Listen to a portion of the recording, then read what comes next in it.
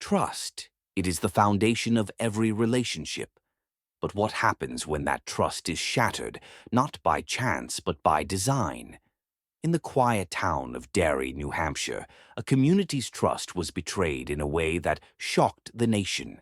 This is the story of Pamela Smart, a woman whose ambition and charm hid a dark and manipulative heart. A story of love turned toxic, of innocence corrupted, and of a murder that would forever change the lives of everyone involved. Pamela and Gregg Smart seemed like the perfect couple. Their friends admired their youthful energy and shared ambitions, often describing them as a dream team. Gregg's love for rock music brought excitement, while Pamela's polished demeanor added sophistication. Together they projected an image of happiness and success. But what began as a suburban dream would unravel into a nightmare, fueled by lust, manipulation, and the ultimate betrayal. Beneath their carefully curated image lay a growing disconnect. They once spent hours talking about their dreams. Gregg imagined running a successful agency. Pamela wanted to be the next Barbara Walters. But somewhere along the way, their paths diverged. For Pamela, the suburban dream quickly turned into a suffocating reality. Gregg loved their quiet life, but Pamela yearned for more, a bigger stage, a brighter spotlight. Gregg's friends described him as loyal and hard-working, a man who went out of his way to support those he loved. His bandmates often spoke of his passion for music, a creative outlet that brought him immense joy. For Pamela, however, Gregg's contentment with their small-town life became a source of frustration. Her ambition demanded more, and those demands soon began to outweigh her affection for Gregg. Pamela worked as a media coordinator at Winnacunnet High School, where she was seen as approachable, fun, and relatable. She carried herself with an air of confidence, her smile disarming, her demeanor warm enough to make others lower their guard. But beneath her charm lay a calculating mind. It was here she met 15-year-old Billy Flynn. Billy was a shy teenager who played guitar and harbored dreams of romance, the perfect target for Pamela's calculated charm, a charm that concealed a much darker intent. One of her former students recalled, "She wasn't like other adults. She made you feel like you could tell her anything. With Billy, though, it felt like she gave him special attention." And special attention it was. Pamela saw in Billy not just a teenager, but a tool she could use to escape what she described as a suffocating marriage. What began as innocent conversations soon escalated into something much darker. Pamela seduced Billy, promising him a future together if only one obstacle could be removed: her husband, Gregg. "You're special, Billy," she whispered one day. "You're the only one who understands me." It was the kind of affirmation Billy had never heard before, and he clung to it like a lifeline. For a teenager starved for attention, Pamela's words were intoxicating. Pamela encouraged Billy's infatuation with carefully chosen words and gestures, weaving a fantasy that made her seem like the answer to all his dreams. For Billy, Pamela wasn't just a forbidden love. She was a symbol of escape from his own struggles with identity and self-worth. Pamela's affair with Billy wasn't just scandalous, it was deadly. Like a storm brewing on the horizon, her manipulation turned into calculated planning. She convinced Billy that their love could only thrive if Gregg was out of the picture permanently. And Billy, blinded by love and desperate to please Pamela, agreed. Billy's teenage naivety made him the perfect pawn. He trusted Pamela completely, believing her promises of a future together. But this was no fairy tale romance.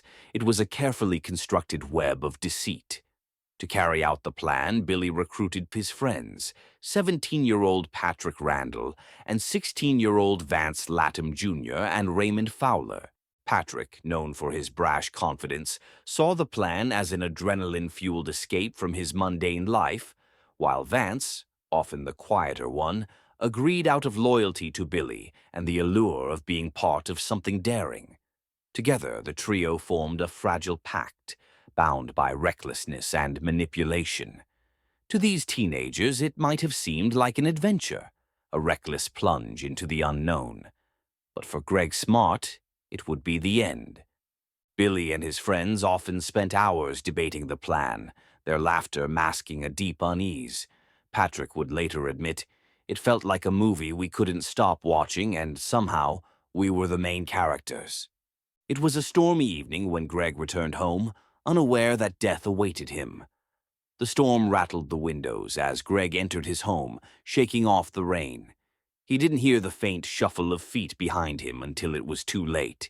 The first blow didn't kill him, but the gunshot that followed echoed through the empty halls, silencing his life in an instant. Billy and Patrick had broken into the condo, armed with a knife and a .38 caliber pistol. Gregg was ambushed, forced to his knees, and shot execution style. The scene was brutal, the violence so stark it was as though the storm itself had seeped inside. At first, the motive seemed elusive. One detective described it best. The scene was staged to look like a robbery, but something felt off. There was no sign of forced entry, and the level of violence was personal. The crime scene told a story of rage and betrayal, a tableau of shattered trust and calculated brutality. So, what really happened on the day of the murder? As a media coordinator, Pamela attended a board meeting that night after working all day. Of course, one of the salient issues discussed was about information strategy, of which she was responsible for. But before the meeting ended by 9 p.m., or probably close to that time, the most she can recall, something else occurred at her home. Billy Flynn and three of his friends, Vance, Patrick Randall, and Raymond Fowler, drove more than 35 miles from their hometown in Westbrook to Pamela's residence in Derry. The back door was opened, and the boys claimed they had foreknowledge of the back entrance being open because Pamela set it up, and they staged a botched burglary attack.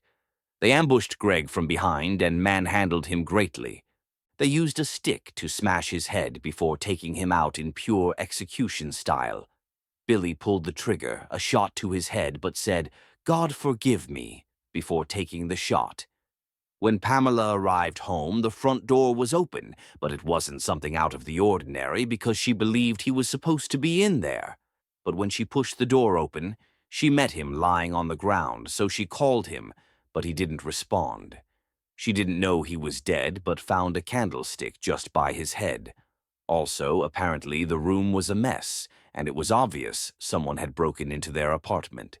She rushed out and reached out to her neighbors, who in turn called 911. The police arrived with Gregg's brother, Dean. Dean expressed his annoyance with Pamela as she continually asked about her dog while her husband was down. He said in an interview that he found it to be very strange that she cared about a stupid dog than the life of his brother. Not strangely, she played the part of a grieving spouse and publicly defended her husband when allegations came flying that he was a drug dealer or was in debt to a ruthless gang. She had several interviews with journalists and reporters, and this caught the attention of the public and also the police. Now, some of the things she said while on camera sounded weird and awkward. According to the investigative journalist who she allegedly contacted, it was like she wanted the media attention and loved to appear on TV. It was like she was directing a movie, and he found this to be very bizarre for a grieving widow. Days after the murder of Gregg, the murder weapon was found and it was identified to belonging to Vance's father. He cooperated with the police and turned the weapon in. Vance, while being questioned, pointed an accusing finger towards the boys, and when they were all brought in for questioning, Billy pointed at Pamela Smart as the engine room to the whole murder operation. As detectives unraveled the plot, all roads led back to Pamela Smart. The community was paralyzed with disbelief. For weeks, conversations at local diners revolved around one question: how could something so horrific happen here? When the national media descended, Derry became a town divided. Some defended Pamela, while others demanded justice. The boys were arrested before Pamela Smart, but the connection was there. They were high school students in a school where Pamela Smart worked. In connecting the dots, their illicit relationship was opened up, and people were beginning to think she did it. 15 days to her birthday and 6 weeks after the arrest of the boys, Pamela Smart was arrested. She thought it was just a formality because she believed she was innocent. In an interview after being behind bars for almost 26 years, she said she was told she would be out before her birthday and that she should not panic. The trial was nothing short of theater. Reporters packed the courtroom as Pamela, dressed sharply in professional attire, maintained a calm composure. Her defense team argued that Billy acted alone, but the prosecution painted her as the puppet master behind the gruesome crime. Through a combination of taped conversations, witness testimony, and physical evidence, a chilling picture emerged. Pamela had not only masterminded the murder, but had manipulated vulnerable teenagers to carry it out. "I loved her," Billy said through tears, his voice cracking. "She told me it was the only way we could be together." His words sent a shiver through the courtroom, a stark reminder of how deeply he had been manipulated. The most damning evidence? A recorded private conversation between Pamela and her close friend, Cecilia Pierce. She wore a body wire and was closely monitored by the police, unknowing to Pamela. She destroyed the little doubt in the minds of people who defended her, or those who were cynical about the whole story, including the jurors. She was heard telling her friend not to divulge information about the case, or else all of them involved will be in jail their entire lives.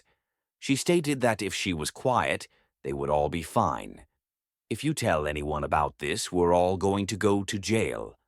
In the courtroom, the tension was palpable as the recording played. Jurors exchanged uneasy glances, and members of the audience sat in stunned silence. For Gregg's family, hearing Pamela's voice was both devastating and validating, a chilling confirmation of her role in the tragedy.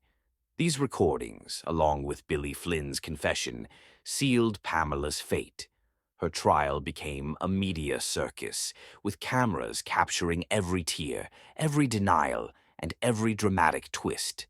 To the public, Pamela's composed demeanor became a symbol of defiance, but to those who knew the truth, her composure was nothing more than a mask of guilt. The claims from Pamela and her defense that the audio was tampered with by the prosecution was clearly refuted, as Maggiotto says the recordings were only enhanced. Moreover, they never totally disagreed with it in court or pointed out any chasms related to both recordings. The defense also believes that the boys cut a deal to implicate Pamela in order to get lighter sentences, while she suffered for their wrongs. Defense attorney Mark Sisti pointed out that although they had given their statements before they were housed in the same correctional facility, it was still inappropriate. He called them a pack of jackals communicating to each other in their den.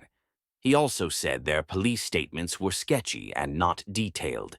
He said they testified like they had rehearsed it. Billy testified that Pamela suggested a gun as the weapon to execute him rather than a knife, so that the blood didn't splash, or so that he didn't have some of it on him. Vance Latham Jr., in his own testimony, asked which was the better way to feign ignorance of the whole plot. She asked for their inputs on whether to call the police or act hysterical in front of neighbors, and didn't know which to choose.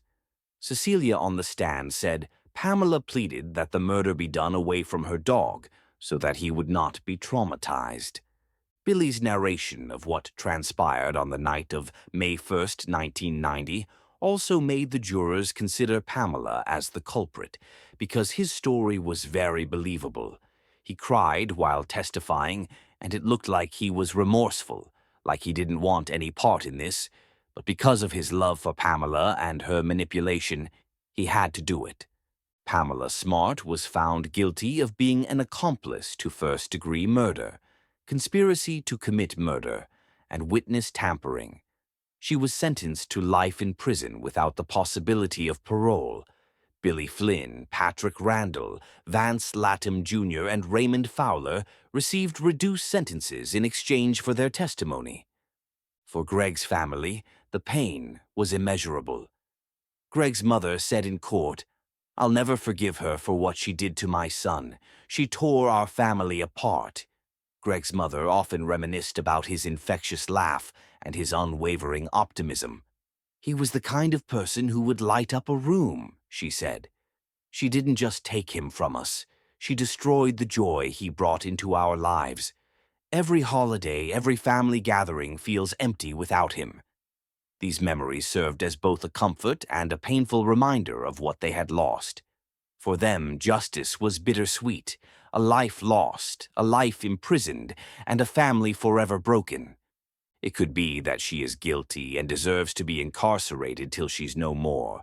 It could be that she's not perfect and deserves to be punished, but has already served that term, or it could be that she's telling the truth, and her insistence that she wasn't part of the murder is ostensible, and her case is just one of the many miscarriages of justice. Pamela Smart claims she's innocent against all of public scrutiny and the damning evidence accusing her.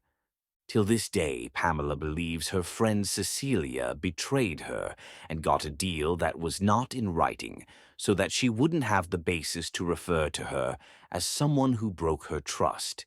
A friend of Pamela is shocked at how the story quickly escalated, and the results of the story compulsorily forcing everyone to believe that she's the culprit and not the victim. In a candid interview, Pamela expressed her determination to prove her innocence, acknowledging that it may take a lifetime to convince those with unbiased perspectives. However, she remained resolute in her assertion, emphasizing that she could never agree to harm Gregg, a man with whom she still shared strong emotional ties. She claims she insisted on leaving her relationship with Billy, but he always blackmailed her back into it. On several occasions, she wanted to break up with him, but he always threatened to tell her husband about it. In her recent interview, she admits to being embarrassed and ashamed about her affair with the 15-year-old and regrets her actions. She believes that even though she isn't legally culpable for her husband's death, she feels she had something to do with it, and but not for her actions, he would probably be alive to this day. She said that even while still sleeping with Billy, she still believed her and Gregg had a future together. She expressed her regret for trusting in the justice system of the state. She stated she was scared, but not because she was guilty, but because she felt some sort of connection to the death of Gregg. More than 30 years later, the Pamela Smart case remains a cautionary tale of manipulation, power, and betrayal. It has since influenced legal discussions about the culpability of minors manipulated by adults and the role of media sensationalism in high-profile cases.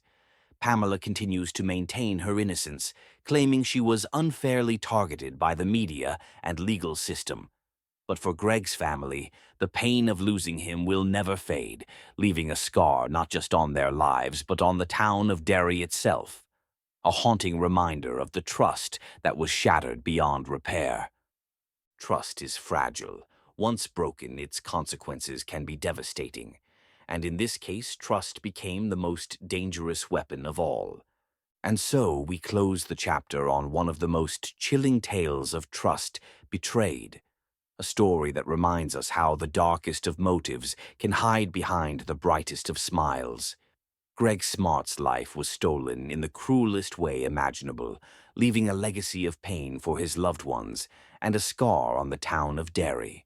And Pamela Smart?